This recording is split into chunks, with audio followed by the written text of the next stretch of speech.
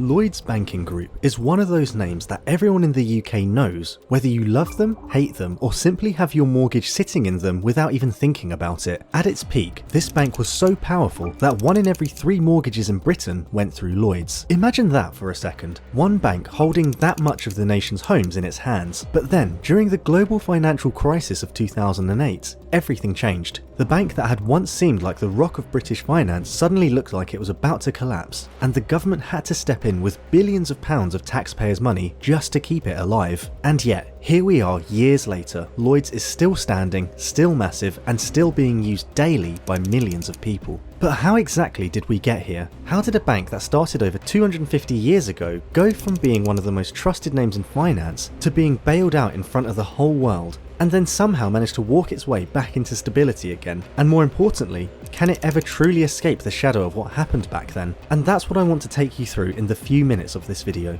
You see, the story of Lloyds Banking Group isn't just about banking, it's about power, mistakes, resilience, and the future of money itself. Stay tuned.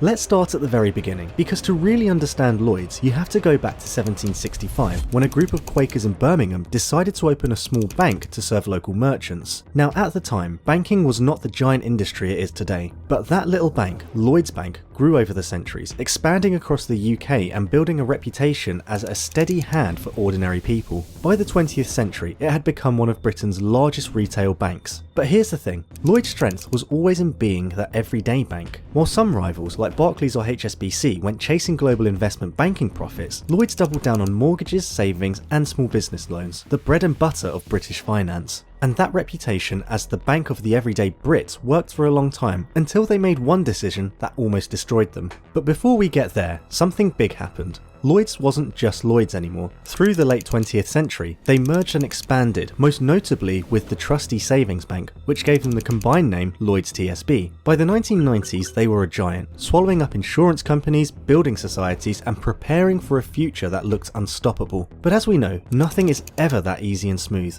especially in banking. Here's where the story takes a dramatic turn. In 2008, the financial world was on fire. The US subprime mortgage collapse was spreading across the globe. Banks were falling one by one, and suddenly, governments were scrambling to prevent total meltdown. In the middle of this chaos, Lloyds made a move that many people now see as both brave and reckless at the same time. They agreed to buy HBOS, the Halifax Bank of Scotland. On paper, it looks like a power move. HBOS was struggling, but still huge, and combining the two would create the biggest retail bank in the UK by far. But there was a catch. HBOS was drowning in toxic loans and bad mortgages, and when Lloyds absorbed them, they absorbed those problems too. Very quickly, the proud everyday bank found itself staring at billions in losses and existential crisis. And that's when the government stepped in. In October 2008, the UK Treasury injected 20 billion into Lloyds, taking a 43% stake. At one stage, the government owned 43% of Lloyds. The sale of the final shares means the state made a profit, the equivalent of €1 billion, according to the bank, and effectively making taxpayers the bank's largest shareholders. This was the end of Lloyds as people had known it, and the beginning of a long, painful recovery. Here's the thing, that bailout was not the end of the story. It was just the start of a decade-long fight to survive. After 2008, Lloyds had to transform itself from a wounded giant into something leaner and more focused. They cut costs, shut down risky operations, and sold off entire divisions. One of the biggest changes was spinning off TSB into its own bank again in 2013. Part of the deal with regulators to increase competition in the market. Slowly, painfully, Lloyds began to pay back the government bailout money, and by 2017, the UK government had sold off its last shares, officially ending public ownership. That was almost 10 years of rebuilding trust, restructuring the balance sheet, and trying to convince customers that Lloyds was still the same everyday bank it had always been. Of course, it was never the same, because scars like that don't just vanish, and Lloyds had another storm to deal with, the PPI scandal.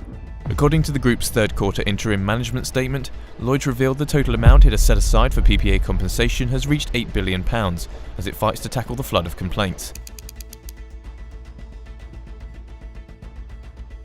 Payment Protection Insurance, or PPI, was meant to be a safety net product for borrowers covering their repayments if they got sick or lost their job, but banks across the UK, including Lloyds, had been mis-selling on a massive scale. And when the scandal came to light, the compensation bill was enormous. For Lloyds, it was the single biggest financial hit in their history. Over $22 billion was paid back to customers. That's more than the entire bailout had cost the government in the first place. So just when Lloyds was finding its feet again, they were dragged back down by years of mis-selling compensation. And yet, even through that, they didn't collapse. Somehow they managed to keep going, and the question is, how? One reason Lloyds stayed afloat was the sheer strength of the brand inside the group. Because when you look at Lloyds Banking Group, it's not just one bank, it's Lloyds itself, Halifax, Bank of Scotland, Scottish Widows for insurance and pensions, Black Horse for consumer finance, and several smaller units. Each of these brought in customers, diversified revenue, and gave the group a wide base to rebuild from. It's like a tree with many roots. Even if one root rots, the other keeps the tree alive. But it also meant that Lloyds was no longer just about bricks and mortar banking, it became something else entirely.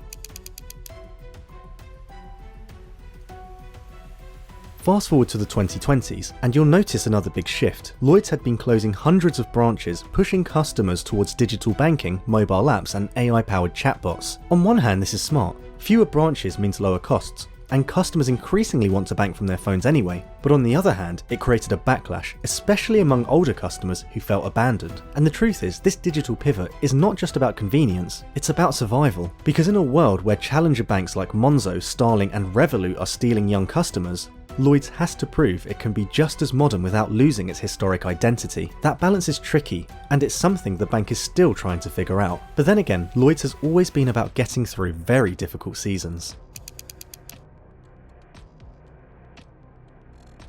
So where does that leave us today? Lloyds Banking Group just posted profits of $2.5 billion in the first half of 2025, with loans at $471 billion and deposits nearing $494 billion. But behind the numbers, it's cutting costs hard. Up to 3,000 jobs are at risk, and Halifax alone is shutting down 18 branches this month. With over 20 million app users, Lloyds is betting its future on digital banking over traditional branches. As of now, Lloyds is still the largest retail bank in the UK.